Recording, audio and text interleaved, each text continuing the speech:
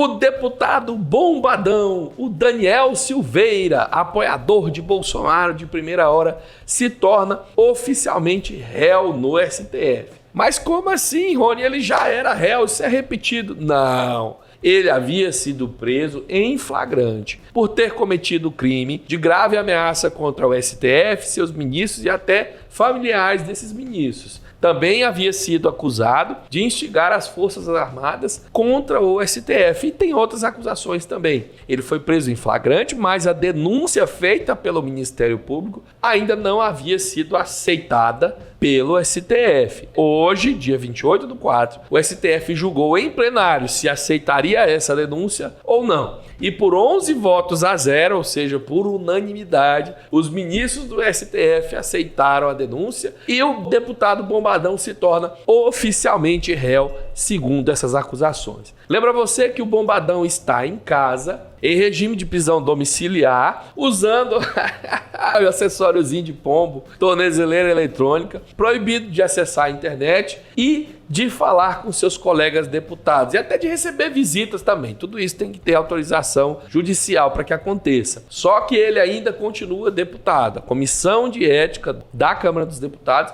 não cassou o mandato e continua valendo. Para que Daniel perca completamente o mandato, a Comissão de Ética da Câmara dos Deputados precisa votar a sua cassação. O julgamento no STF agora deve prosseguir, a acusação deve se manifestar, a defesa deve se manifestar e tem grandes chances de Daniel Silveira sair de lá como culpado, preso, cadeia. E eu vou trazer para você nessa edição o voto do ministro relator Alexandre de Moraes, o carecão, cabeça de ovo, segundo o outro cabeça de ovo, réu agora, Daniel Silveira. Alexandre de Moraes, como sempre, fez boas colocações sobre Daniel Silveira, inclusive dizendo que a defesa estava se utilizando de subterfúgios para protelar o julgamento e que Daniel Silveira regularmente estava brincando com a própria prisão, deixando de recarregar a tornozeleira eletrônica e infringindo a regra de não acessar a internet e de falar com outros parlamentares. Eu vou trazer para você a fala do ministro Alexandre de Moraes, mas antes peço que pare aquele segundo, se você está chegando agora nesse canal. Meu nome é Rony Teles, todos os dias eu trago vídeos descomplicando o mundo da política para você. Se inscreve aqui nesse canal, é de graça e assim você jamais vai perder o que passa de importante no mundo da política.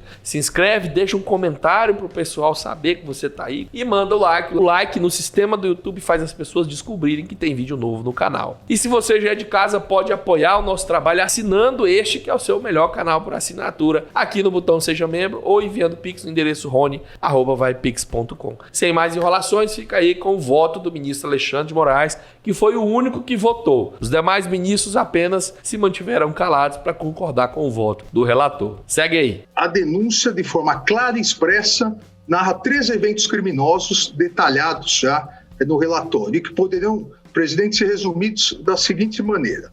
Primeiro evento, nos dias 17 de novembro de 2020, 6 de dezembro de 2020 e 15 de fevereiro de 2021, o denunciado com o fim de favorecer interesse próprio, por ser um dos investigados em outro inquérito, usou de graves ameaças e agressões verbais contra ministros que irão examinar seu inquérito instaurado perante o Supremo Tribunal Federal. Inquérito esse instaurado a pedido da Procuradoria-Geral da República, pela prática de diversos atos contra as instituições democráticas. Por esses fatos, esse primeiro núcleo constante na denúncia, houve a imputação de coação no curso do processo, o artigo 344 do Código Penal. O segundo núcleo da denúncia é imputado ao denunciado a incitação que fez, no dia 15 de fevereiro de 2021, a animosidade entre Forças Armadas e o Supremo Tribunal Federal. E o terceiro, artigo 23, inciso 2º da Lei 7.170.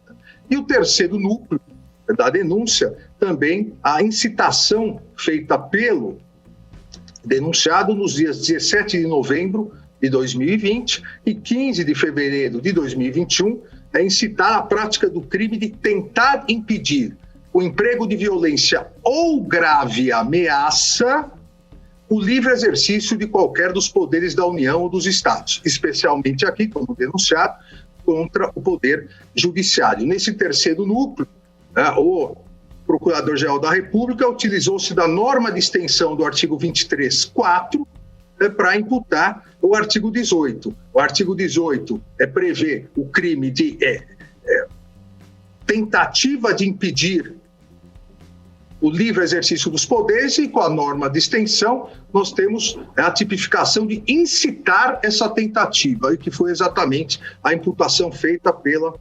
Procuradoria-Geral da República. Taça do Corinthians. Sabemos todos que nesse momento processual, como sempre relembra o eminente ministro Marco Aurélio, a acusação penal realizada pelo titular da ação penal, o Ministério Público, deverá ser consubstanciada em denúncia que obrigatoriamente, e aqui me utilizo da histórica lição do mestre João Mendes de Almeida Júnior, apresente uma exposição narrativa e demonstrativa. Narrativa porque a denúncia deve revelar o fato com todas as suas circunstâncias, ou seja, não só a ação transitiva, como a pessoa que a praticou, os meios que empregou, o malefício que produziu, os motivos que o determinaram, o lugar onde a praticou e o tempo praticado. E deve ser também demonstrativa, ao ponto de escrever o corpo de delito, indicar as razões de convicção e apresentar o rol de testemunhas. Também nesse presente momento processual, portanto, deve ser verificado desde logo se a denúncia oferecida pela Procuradoria-Geral da República contém a exposição do fato criminoso, com todas as suas circunstâncias, a qualificação do acusado, a classificação do crime e, quando necessário, o rol de testemunha. Cito inúmeros precedentes da Corte em recebimentos de denúncia. Da mesma forma, além da presença dos requisitos do artigo 41 do Código de Processo Penal, deve estar presente a necessária justa causa para a ação penal. Artigo 395, inciso 3º do Código de Processo Penal. Analisada a partir, a meu ver, dos 3 componentes da justa causa: tipicidade, punibilidade e viabilidade da ação penal. De maneira a garantir a presença de um suporte probatório mínimo a indicar a legitimidade da imputação, sendo traduzida na existência no inquérito policial, peças de informação que instruem a denúncia, de elementos sérios e idôneos que demonstrem a materialidade do crime e os indícios razoáveis de autoria. Cumpre, portanto, a partir desse momento processual, analisar as teses suscitadas pela defesa. A primeira delas, a existência de inépcia da inicial. Afasto essa alegação. Estão previstos todos os elementos e os requisitos do artigo 41 do Código de Processo Penal. Não procede a alegação da defesa de que a peça acusatória carece de estrutura objetiva das condutas típicas, deixaria de indicar forma clara, precisa. A inicial expôs de forma compreensiva todos os requisitos exigidos.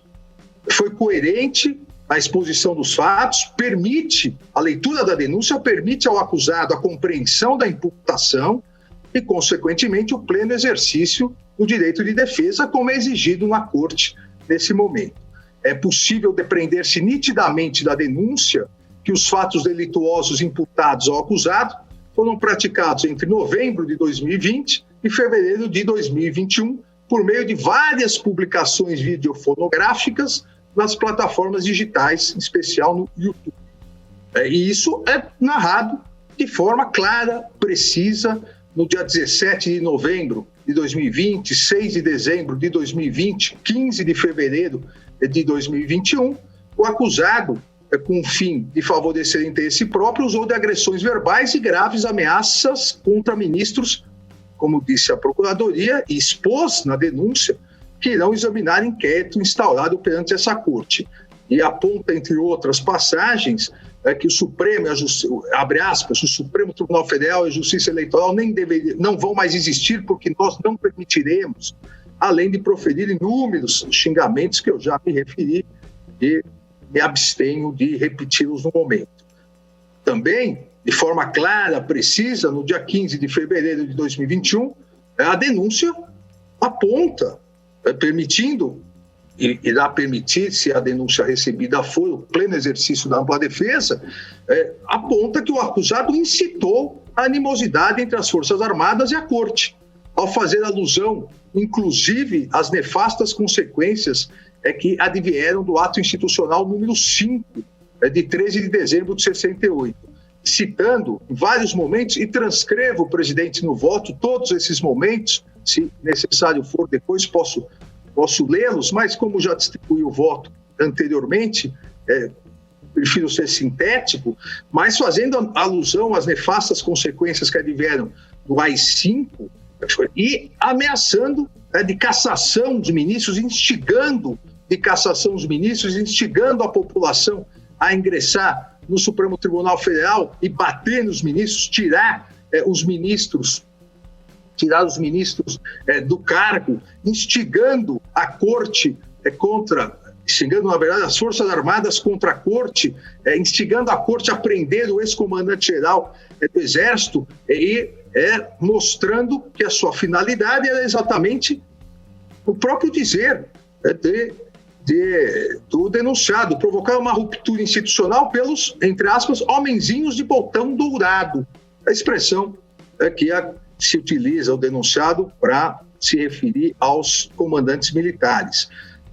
Também no dia 17 de novembro de 2020, 15 de fevereiro de 2021, da mesma forma, de forma clara, precisa, e obviamente compete à Procuradoria-Geral da República, a partir da materialidade e indícios de autoria, comprovar em juízo, mas de forma clara e transparente, que o acusado incitou a tentativa de impedir com o emprego de violência ou grave ameaça, e a imputação aqui é na grave ameaça, o livre exercício do Poder Judiciário, ao instigar, repito, entre aspas, que o povo entre dentro do STF, agarre o Alexandre de Moraes pelo colarinho dele, sacuda a cabeça de ovo dele e o jogue dentro de uma lixeira, ao se referir ao eminente ministro Fachin por várias vezes, já te imaginei levando uma surra, com quantas vezes eu imaginei você e todos os integrantes dessa corte aí, quantas vezes eu imaginei você na rua levando uma surra e incitando o cidadão, abre aspas. Então, qualquer cidadão que conjecturar uma surra bem dada nessa sua cara, um gato morto até miar, de preferência após cada refeição. Então, são todos os fatos imputados de forma clara e objetiva. Assim fica evidenciado, a meu ver, que o discurso acusatório permitirá ao denunciado a total compreensão das imputações contra ele formuladas. Por conseguinte, garantirá o pleno exercício do contraditório e da ampla defesa. Prova disso é que a defesa, conforme transcrevi no voto, chamou a atenção para inúmeros pontos da denúncia oferecida, ou seja, é facilmente entendível a denúncia presente, então, os requisitos do artigo 41, afasto a inépcia. Da mesma forma, afasto a alegação da ausência de justa causa para ação penal. Estão presentes justa causa para ação penal. Quanto à questão de fundo, exatamente a questão da justa causa, rememoro o que já disse anteriormente, no sentido de que não é essa fase processual com juízo definitivo, com base numa cognição exauriente sobre a caracterização do injusto penal, da culpabilidade do denunciado, mas sim um juízo de delibação acerca da existência de um suporte probatório mínimo que evidencia a materialidade do crime e a presença de indícios razoáveis de autoria. Nessa linha, de forma rápida, em relação às 3 imputações, entendo presentes para as 3 imputações esses requisitos e pressupostos necessários a caracterizar a justa causa. No primeiro ponto, a acusação de incitar a animosidade entre as Forças Armadas ou entre estas e as classes sociais ou as instituições civis, no caso aqui, entre as Forças Armadas e o Poder Judiciário, artigo 23, inciso 2, a imputação, a denúncia, igualmente descreveu detalhadamente as condutas do denunciado que teriam tipificado a infração penal. Vai detalhadamente no voto, ressalvo o item 12 da denúncia, que faz uma introdução e depois, ponto a ponto, vai dizendo da questão do AI-5, da questão dos homenzinhos de botão dourado, da necessidade de cassação dos ministros do Supremo Tribunal Federal, um trecho transcrito da própria gravação do vídeo no YouTube do denunciado que fala, se referindo a um ministro da corte, fala: você lembra do AI-5? Você lembra? Eu sei que você lembra. O ato institucional número 5, de um total de 17 atos institucionais, você lembra? Você era militante lá do PT, Partido Comunista, você era da Aliança Comunista do Brasil, militante idiotizado, lobotomizado, vagabundo. Me desculpe, ministro, se eu estou um pouquinho alterado, diz o denunciado. Realmente eu estou. Por várias e várias vezes, já te imaginei levando uma surra. Com quantas vezes eu imaginei você e todos os integrantes dessa corte? Quantas vezes eu imaginei você na rua levando uma surra?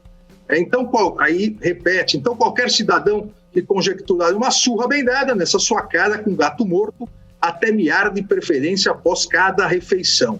Continua uma série de ofensas, de ameaças, para chegar à conclusão da necessidade de uma ditadura e de caçar, fechar o Supremo Tribunal Federal e caçar o Supremo Tribunal Federal a partir dessa animosidade entre as Forças Armadas e o Supremo. E diz, abre aspas, porque ele tem as razões dele, lá em 64, na verdade em 35, quando eles perceberam uma manobra comunista de vagabundos da estirpe. 64 foi dado, então, um contragolpe militar. Que teve lá até que os 17 atos institucionais, o AI-5, que é o mais duro de todos, como vocês insistem em dizer, aquele que caçou 3 ministros do Supremo, você lembra? Foi uma depuração, um recadinho muito claro. Se fizer besteirinha, a gente volta. Fecha aspas. Continua uma série de palavrões, ameaças, xingamentos, e aí passa a ofender a Justiça Eleitoral e imputar à Justiça Eleitoral fraude nas eleições. Dizendo, inclusive, que e está transcrito no que ele próprio disse, que a Constituição democrática estabeleceu exatamente isso. É uma fraude para que o Supremo fizesse um revezamento de cargos no TSE. Então, uma série de ofensas, uma série de agressões e graves ameaças, de incitamento à violência contra ministros, incitamento de animosidade para que as Forças Armadas repetissem 64, com cassação dos ministros do Supremo Tribunal Federal. Ora, a previsão constitucional, principalmente vindo de um parlamentar que jurou a Constituição, a previsão constitucional do Estado Democrático de Direito consagra a obrigatoriedade do país ser regido por normas democráticas, observância da separação de poderes e vincula a todos, inclusive ao denunciado, ao absoluto respeito aos direitos e garantias fundamentais, com a finalidade de afastamento de qualquer tendência ao autoritarismo e concentração de poder. O denunciado, conforme narrado na denúncia, é reiterante na prática dessas atitudes criminosas. E já estava sendo investigado inquérito policial nessa corte, a pedido da Procuradoria-Geral da República, por ter se associado, segundo a Procuradoria-Geral da República, com o intuito de modificar o regime vigente e o Estado de Direito, através de estruturas e financiamentos destinados à mobilização e incitação da população à subversão da ordem política e social, bem como criando animosidades entre as Forças Armadas e as instituições, em especial o Poder Judiciário. A caneca de time aí é o show. A Constituição não permite a propagação, principalmente a partir de ofensas e graves ameaças, de ideias contrárias à ordem constitucional, ao Estado democrático, nem tampouco a realização de manifestações nas redes sociais, incitando, por meio de violência, o rompimento do Estado de Direito, a extinção da separação de poderes, o fechamento do Supremo Tribunal Federal. diversamente nesse tópico do que é alegado pela defesa. Isso é importante sempre salientar, em defesa da liberdade de expressão. Liberdade de expressão não se confunde com liberdade de praticar crimes. Liberdade de agressão. Liberdade de expressão não se confunde com anarquia, desrespeito ao Estado de Direito e uma total possibilidade da defesa, principalmente por parte de um parlamentar, da defesa da volta da ditadura, do fechamento do Congresso Nacional, do fechamento do Supremo Tribunal Federal. A Constituição consagra liberdade de expressão dentro do binômio liberdade com responsabilidade. Eu faço questão de salientar isso porque aqueles que confundem atentados contra a Constituição, atentados contra a ordem democrática, atentados contra o Estado de Direito com liberdade de expressão, estão fazendo um malefício à liberdade de expressão. A liberdade de expressão nasceu, assim como as imunidades parlamentares nasceram, cresceram, foram fortalecidas século após século, nasceram e foram estabelecidas em todas as constituições democráticas. Por quê? Como verdadeiros instrumentos de garantia da democracia. É um verdadeiro paradoxo, para não dizer uma esquizofrenia, tentar se utilizar como verdadeiro escudo protetivo da liberdade, uma suposta liberdade de expressão e de uma imunidade parlamentar, para atentar contra a democracia e o Estado de Direito, pregando a volta do arbítrio, da ditadura. São instrumentos que existem, liberdade de expressão e imunidades parlamentares, instrumentos que existem para garantir a democracia e o Estado de Direito, não para usurpar as instituições, não para voltar ao arbítrio, não para voltar ao famigerado AI-5. São inconstitucionais, são ilegais, são tipificadas como crimes essas condutas e manifestações que tenham a nítida finalidade de controlar, ou mesmo aniquilar a democracia, aniquilar o Estado de Direito, aniquilar o Poder Judiciário e o próprio Supremo Tribunal Federal. Não existirá o Estado democrático de direito sem que haja poderes de Estado independentes e harmônicos entre si, bem como a previsão de direitos fundamentais e instrumentos que possibilitem a fiscalização e perpetuação desses requisitos. Todos esses temas são de tal modo interligados que a derrocada de um fatalmente acarretará a supressão dos demais, trazendo como consequência, e é exatamente essa consequência pleiteada nas alegações imputadas ao denunciado pela Procuradoria-Geral da República, trazendo como consequência o nefasto manto do arbítrio e da ditadura, como ocorreu com a edição do AI-5, defendido ardorosa, desrespeitosa e vergonhosamente pelo denunciado, conforme descrito na denúncia. A reiteração dessas condutas do denunciado revela-se, a meu ver, nesse momento de deliberação inicial gravíssima. E, ao menos nessa análise preliminar de recebimento da denúncia, corresponde ao preceito primário do artigo 23, inciso 2º da Lei 7.170, sendo atentatório ao Estado Democrático de Direito brasileiro e suas instituições republicanas. Sendo importante citar que essa previsão do artigo 23, inciso 2 da Lei de Segurança Nacional, diferentemente de outras previsões, e a Lei de Segurança Nacional tem dois tópicos muito distintos.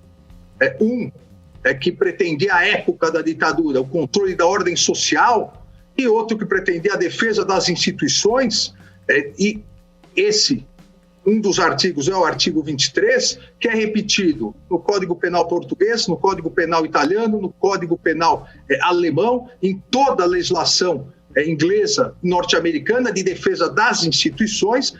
Esse artigo da Lei de Segurança Nacional, esse específico artigo 23, protege o Estado Democrático de Direito, quer proteger as suas instituições. Então, me parece aqui que, no momento em que o denunciado pretendeu incitar a animosidade entre as Forças Armadas e a Suprema Corte do país, ao fazer, inclusive, alusão ao AI-5, além de instigar a prisão de um ex-comandante-geral do Exército, para que houvesse uma ruptura institucional, repito, pelos, entre aspas, homenzinhos do botão dourado, a denúncia, o fato típico, ele está presente. A denúncia, portanto, deve ser recebida contra Daniel Lúcio da Silveira pela prática prevista no artigo 23, inciso 2º, da Lei 7.170, em razão dos fatos narrados. O segundo ponto o segundo núcleo da denúncia, a segunda imputação,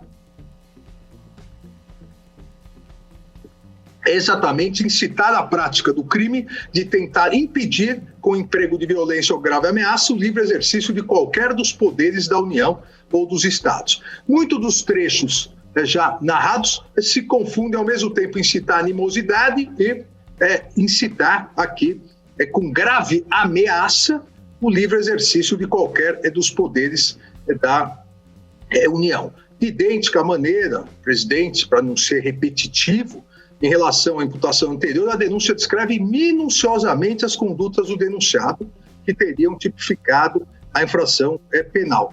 Descreve minuciosamente, principalmente no vídeo intitulado "Na ditadura você..." Veja o título do vídeo postado por um parlamentar cuja missão é defender a própria Constituição, a democracia. Na ditadura você é livre, na democracia é preso. E nesse vídeo há várias ofensas, várias ameaças, graves ameaças, no sentido de incitar a prática do crime, de tentar realmente fazer com que a população impeça o livre exercício do Poder Judiciário, em especial do Supremo Tribunal Federal. Uma série de ofensas, uma série de graves ameaças, não só a um ou outro ministro individualmente, mas a todos os ministros e a toda a corte institucionalmente, como foi muito bem narrado pelo eminente vice-procurador-geral da República. Inclusive, no segundo vídeo, entre aspas, "convoquei as Forças Armadas para intervir no STF." Veja, só o título do vídeo já tipifica, nesse momento de deliberação primária, já tipifica o crime de incitação. "Convoquei as Forças Armadas para intervir no STF", vídeo de 6 de dezembro. E a partir disso, reafirma novamente que o Supremo e a Justiça Eleitoral não vão mais existir, o que nós não permitiremos.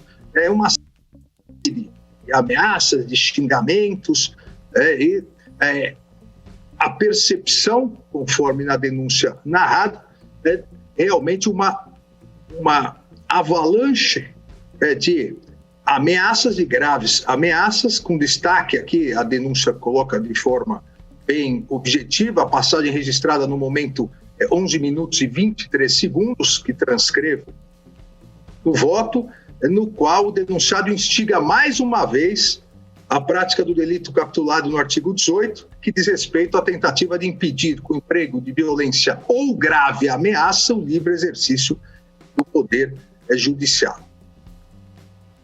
Entre outras tentativas de incitação, puxo um trecho aqui do transcrito no voto, exatamente acusando a Justiça Eleitoral, em especial o seu presidente, acusando a Justiça Eleitoral de ser corruptos, fraudadores, e que, inclusive, o presidente do TSE foi até os Estados Unidos observar como seriam as fraudes lá, para que ele pudesse aplicar o protocolo aqui.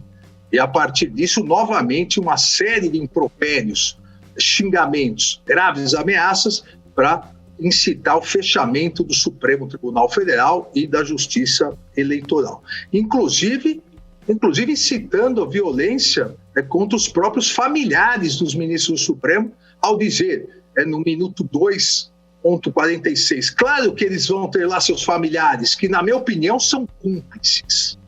Ou seja, extrapola, inclusive, a ameaça da Corte institucionalmente, dos ministros individualmente, passando os familiares dos ministros. E outras ameaças, como se tivesse dossiês que poderiam explodir o poder judiciário. Me prendam, que tem os relatórios vindo aí para vocês sobre a fraude nas urnas. Barroso, tu te prepara, Barroso.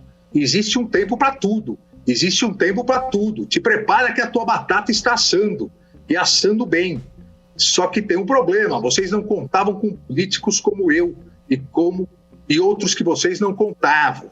E segue ameaçando outros ministros, ministro Gilmar Mendes, ministro Marco Aurélio, dizendo em outros trechos outras ameaças, até também chegar.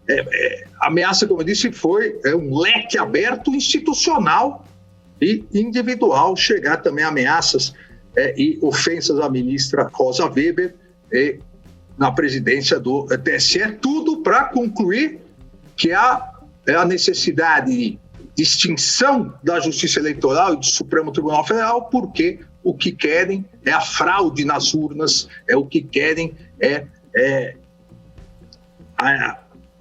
uma perpetuação de um poder falso.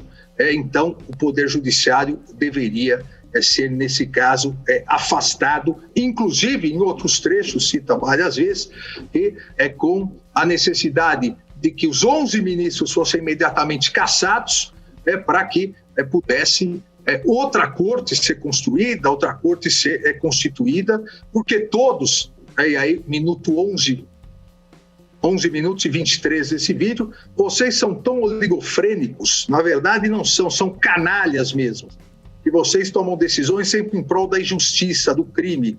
O STF não precisava existir, ele deve ser extinto. Aqui novamente conclui com isso.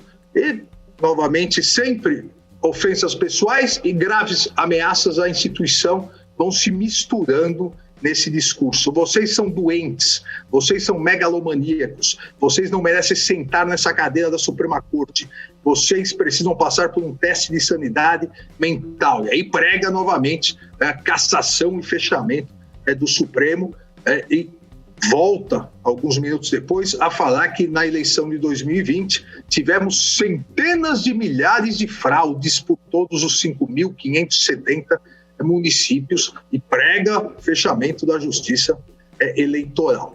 Então, a denúncia narra detalhadamente isso. A denúncia narra as graves ameaças, a incitação, que é o tipo penal, para impedir o livre exercício do Poder Judiciário. Diz, e narra um trecho final, entre aspas aqui, que a Suprema Corte está composta, que vocês 11 sejam retirados daí, aposentados compulsoriamente, julgados e presos, quem tiver cometido um crime, e uma nova composição de 11 ministros decentes, estudiosos, não afilhados de um padrinho vagabundo que nomeou você. A Justiça Eleitoral, também entre aspas aqui, nunca deveria ter existido, ela é desnecessária, é uma máquina de fazer dinheiro, e dinheiro de corrupção. Veja, tudo atentatório, incitando a população a desacreditar nas suas instituições e acrescentando após isso a ideia de se invadir o Supremo, de se bater no ministro, de bater no outro ministro, sempre, e a estrutura da denúncia sempre descreve muito bem isso, sempre um misto de ofensas pessoais e ameaças e agressões pessoais, somado à incitação, ameaças institucionais, agressões institucionais, a atentado contra a democracia e ao Estado de Direito. Então, aqui também, presidente, e um último trecho que citarei aqui, porque é um trecho famoso, que todos se recordam, quando um ex-ministro da Educação também teve o seu momento de atentado contra as instituições. E aqui o denunciado diz, abre aspas, minuto 6.33, eu concordo completamente com Abraham Van Traub, quando ele falou, eu por mim botava esses vagabundos todos na cadeia, aponta para trás, começando pelo Supremo Tribunal Federal. Não há dúvida da intenção do denunciado, que na sequência ainda diz, na minha opinião, vocês já deveriam ter sido destituídos. Assim, presidente, em relação a esse segundo núcleo, as manifestações do denunciado, não tem dúvida nesse momento, por meio das redes sociais, atingem não só a honorabilidade e constituem ameaça ilegal e grave à segurança dos ministros do Supremo Tribunal Federal, e não é disso que estamos tratando, não houve denúncia em relação a isso, mas constitui também isso, como se revestem de claro intuito visando a impedir, a incitar a tentativa de impedir o exercício da judicatura, notadamente a independência do Poder Judiciário e a manutenção do Estado democrático de direito. Dessa forma, voto também no sentido do recebimento da denúncia quanto ao crime previsto no artigo 23.4, por duas vezes, em razão dos fatos ocorridos no dia 17 de novembro de 2020 e no dia 15 de fevereiro de 2021, que são os dois vídeos juntados aos autos. Por fim, presidente... Votou 1 voto a 0.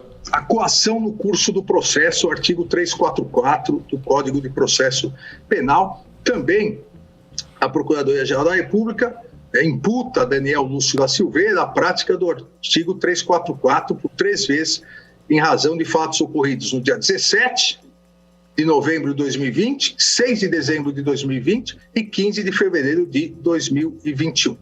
Sempre dentro, e aqui vou também ser sintético, porque já a estrutura da denúncia demonstra isso, sempre dentro daquelas agressões pessoais, graves ameaças pessoais e graves ameaças institucionais ao Estado de Direito e à democracia. E ameaças pessoais, ameaças institucionais. E essas ameaças pessoais, essas graves ofensas e graves ameaças, inclusive de violência física, essas graves ameaças foram traduzidas na denúncia como coação no curso do processo. Artigo 344. Usar de grave ameaça com o fim de favorecer interesse próprio contra a autoridade, parte ou qualquer outra pessoa que funciona ou é chamada a intervir em processo judicial, policial ou administrativo, juízo.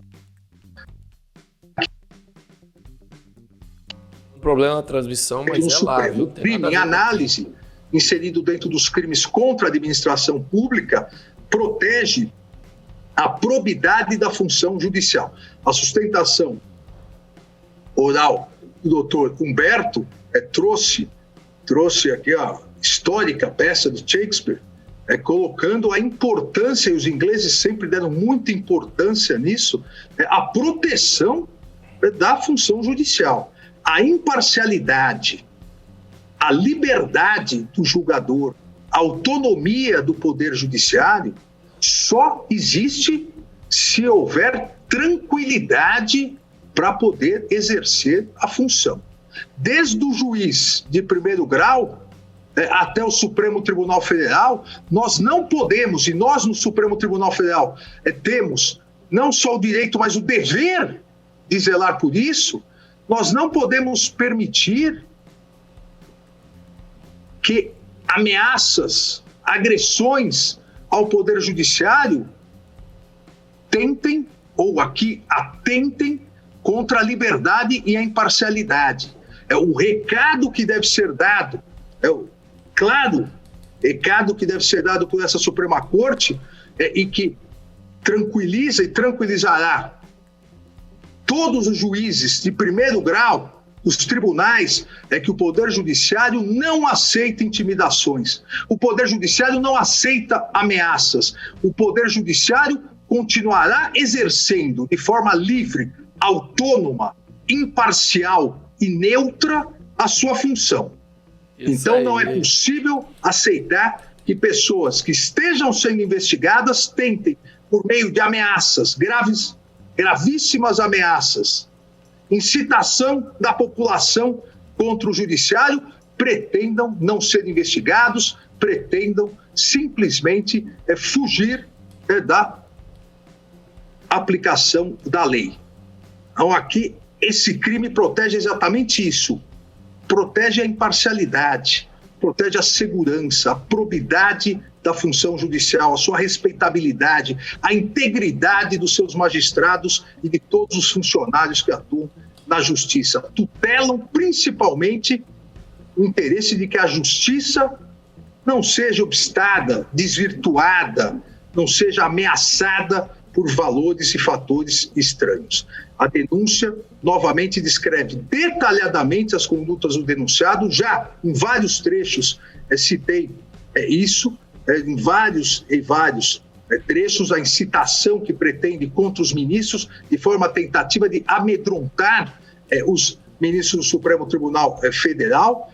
E, na presente hipótese, a conduta dolosa do denunciado, descrita pelo Ministério Público, consistiu, nessa primeira análise, em sua vontade livre e consciente de exercer violência moral contra os magistrados dessa corte, com a finalidade de favorecer o interesse próprio, uma vez que era e continua sendo investigado em inquérito aqui, presidido pelo Supremo Tribunal Federal, a pedido da Procuradoria-Geral da República, o inquérito dos atos antidemocráticos. Houve, portanto, a realização de condutas que caracterizaram a grave violência moral contra autoridades que funcionam no inquérito em curso, tipificando, conforme apontado pela Procuradoria-Geral da República, o delito previsto no artigo 344 do Código Penal, coação no curso do processo. As condutas, todas elas detalhadas, tanto na denúncia que transcritas no voto, revelam, como disse, ao menos nessa análise preliminar, a vontade livre e consciente de constranger, por meio de grave ameaça, ministros dessa corte a não fazer o que a lei manda, com o fim de favorecer interesse próprio. Tratando-se, como sabemos, de crime formal, se consuma independentemente da produção do resultado naturalístico. O crime encontra-se aperfeiçoado no momento em que é empregada, usada a grave ameaça, não sendo necessário que o resultado finalístico pretendido seja alcançado. Portanto, presidente, aqui também entendo deva ser recebida a denúncia contra o Daniel Lúcio da Silveira, quanto à imputação pelo artigo 344 do Código Penal por 3 vezes, em razão de fatos ocorridos nos dias 17 de novembro de 2020, 6 de dezembro de 2020 e 15 de fevereiro de 2021. Presidente, não, há um tópico no meu voto, mas não, só farei uma menção a ele, porque nem na defesa preliminar, nem tampouco na sustentação oral, isso não foi levantado pelo eminente advogado, mas no voto já faço a diferenciação, como fiz anteriormente, de crime, ilícito penal e liberdade de expressão. Aqui também faço a diferença de imunidade parlamentar e prática de crime, afastando qualquer incidência da imunidade parlamentar prevista no caput do artigo 53 da Constituição Federal. Para essa hipótese, faço um histórico, não só doutrinário, não só da criação das imunidades, mas também detalhadamente dos precedentes desse tribunal, concluindo que a jurisprudência da Corte é pacífica no sentido de que a garantia constitucional da imunidade parlamentar material somente incide no caso de as manifestações guardarem conexão com o desempenho da função legislativa,